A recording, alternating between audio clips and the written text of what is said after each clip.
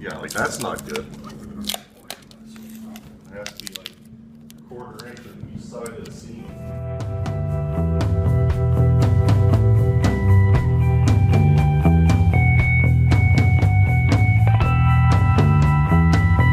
Hello everybody, Mike Spray Jones, and I have to showcase a project that we did recently here a couple of weeks back. We were invited to come and insulate this home. It started out as a very simple, straightforward, can you do a few areas for me?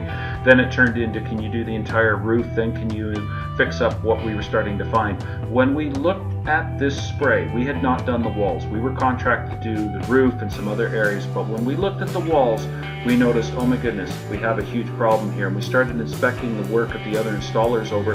We found delamination where the foam did not adhere to the substrate. We found a lot of spots the foam was an inch or less. We found other areas where the foam was 3, 4, and 5 inches, and sometimes in 1 and 2 passes, which is far too thick, too quick.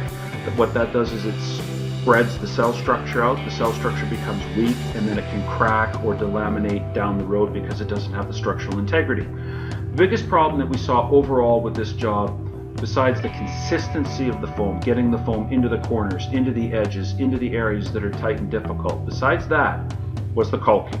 And I have said it over and over again that when you do a really good spray job, when you have a foam insulation in between the studs, the next weakest link is the joints inside the structure.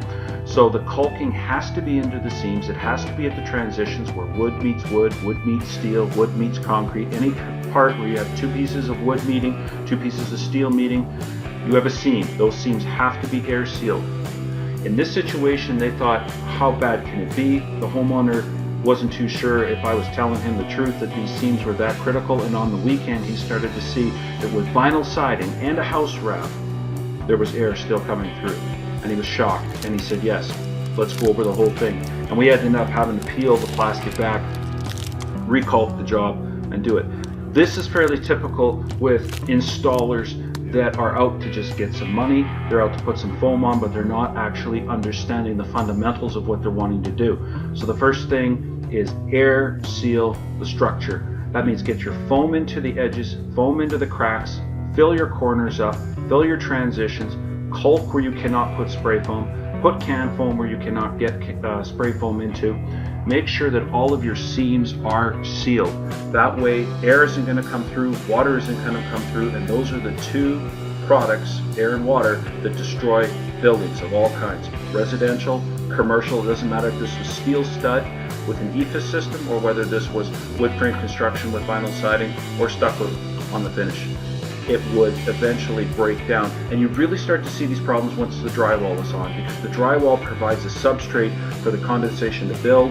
It can buckle the paint, it can cause the paint to pop, it can cause the drywall to go to mush, and then you've got huge problems on your hands. So I've seen this in a dozen years of business. People will take someone else's bid over ours, and a lot of times they come back and have us fix things up. Why? Because the guys out there, they have no training, they have no quality control to make sure that things like this don't happen. So I'm showcasing what this can look like so you can start to see this and ask questions when you're interviewing your installer, or just cut to the chase, give us a call, we'll come on out, we'll make sure it's right. If you're new to this channel, click subscribe. If you've been here for a while and watching my videos, please comment, because we want to get some dialogue going that will help the industry get educated. A lot of people are starting to use this as a resource now. That's what we intended for, is to better the industry, promote the product, get education out there, and show people that there's a better way. There's a modern technology that's as great as tomorrow is, and that's using foam insulation installed by Spray Jones. So, thanks for tuning in.